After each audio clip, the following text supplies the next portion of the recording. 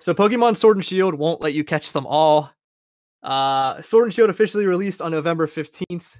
Before its release, there were major leaks that showed the game's entire Pokédex roster, which omitted a good amount of first-gen characters. Some of my personal favorites, like Squirtle, Alakazam, Dragonite, and Mewtwo, like all the boys. Yeah, it's like my whole roster right there. I like couldn't even have a full 6-man party. It'd be like nobody. Fans seemed really, really upset by this. These omissions. Does this have any effect on you purchasing the game? Does this make any difference? And do you feel like people that don't purchase the game because of these leaks, is that warranted? I think that's like maybe a little much, but I mean, isn't like Pokemon's longtime slogan, gotta catch them all? Yeah, but I mean, I will argue that is true, but most of the games, not all of the Pokemon, especially weren't in the actual game to catch them. Like, you could trade to the other games. Like, after the first generation, like, that was the case. Like, no, I mean, you weren't able to get Bellsprout and I think Growlithe. Yeah, and like between versions, right? Like of that same generation. Oh, you're talking just generation. From generation to generation, new games, like all the the entire it's not like, I don't know, was there like over 1,000 Pokemon now or something? Could you imagine having the whole roster and then like someone like me, I bought the game and I really enjoyed it. It's like I haven't played one since like they were on Game Boy Advance, so it's like it's really freaking good. And what's so good about it? Like, I mean, like what's so different about it now? It has like really nice quality of life improvements. Yeah. Have you played it, Dave? Like I haven't played the new one yet, but I played the last one that was like the remake of Red and Blue. But like, does the new one have the Pokemon like out in the wild, like you actually see them? Yeah, that's amazing. I think that's super cool. Like it's it's different. Like you're not just walking in the grass and like a random thing appears. Like you literally see it there. And you're like, holy shit! Adds life to the game. It's that's one thing they added. Not just that, there's like special. I don't know if they're special, but there's like it's not like every zone has like these really weak or same level Pokemon. Like sometimes feels more like diverse. Like you can run into something like early in the game that would just totally smoke your ass. Like it's more believable in that sense. They do things like you can access the storage anywhere, that you don't have to battle with every single Pokemon to level them up, that kind of thing. They all share experience. You can it's slightly as long as leveling up isn't catching the Pokemon, because that shit was horrible. It's both. If you catch it, you still get experience. If you kill it, what was that? Whoa! What do you mean? What? In Pikachu and Eevee, yeah, you didn't battle your Pokemon. What do you mean?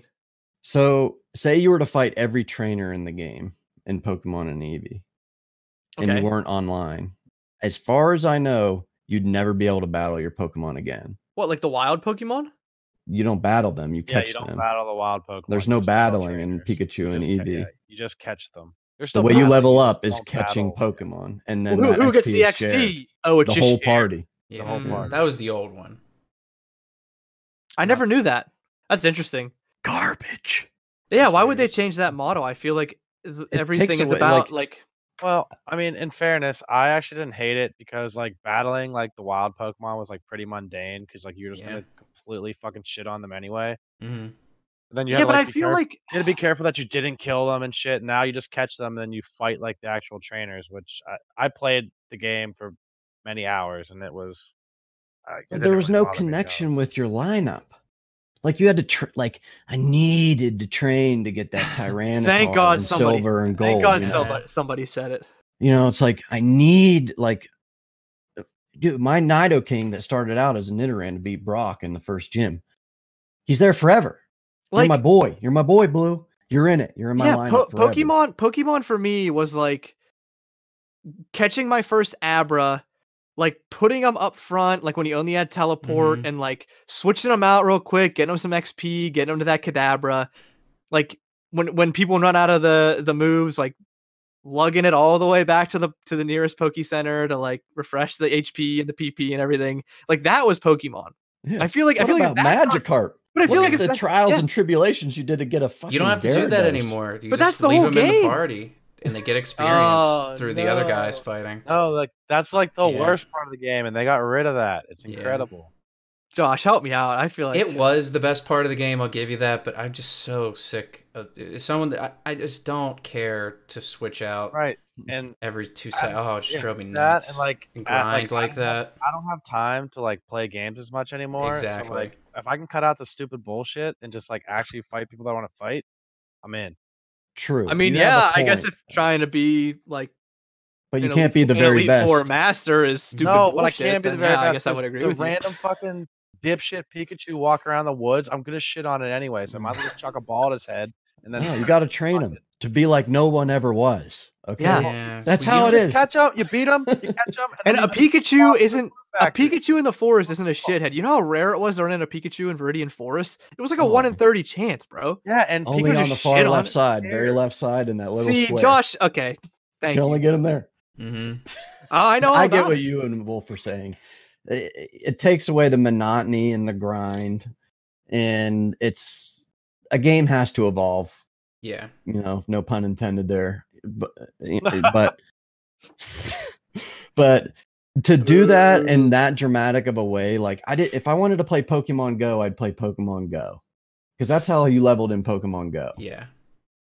Like I played Eevee and Pikachu, and that was just a total buzzkill for me. I get it. You're making some good points.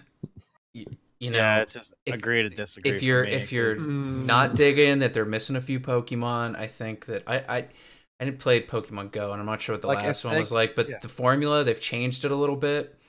It's like you're still going after the gym badges, and you don't like just jump right into doing that. Like there's a little more story to it. They've kind of, I feel like we've gone off the rails a little bit from like the traditional like Pokemon steps. It's not the same fucking game that you played, 4 times in a row. It's like a little different than that, and then so we're a little more than like. We got to teach that Sudowoodo a lesson for not letting me pass that part in the pathway. They do a cool thing with the gym badges, like in the gyms in general. Like it's you don't feel like you're alone just walking through it. Like they show you there's other people there with you starting this challenge, and where the fights are held, it's like a giant stadium now. That's so awesome. Like you walk, like they show your guy like walking out onto the stadium, and there's like a crowd, everyone's going nuts, and the guy comes out and they shake hands. It's like a giant ass soccer stadium is what it looks like. And I got an N64 and you fight on the that. stadium. It's who like, plays that? Who plays Ash in this one? What do you mean? It's no Ash. It's what celebrity? It hasn't been yet. It's actually Matt Damon. Is it Damon now? Yeah.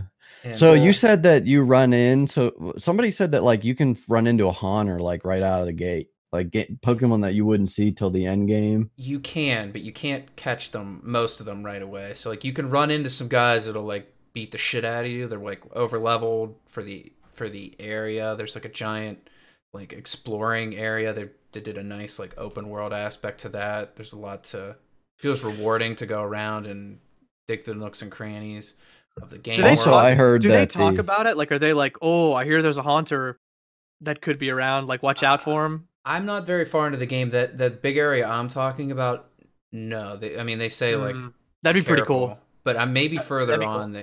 But the people do seem interactive to that point. I couldn't speak to it because like after you beat the first gym, that's like right where I'm at.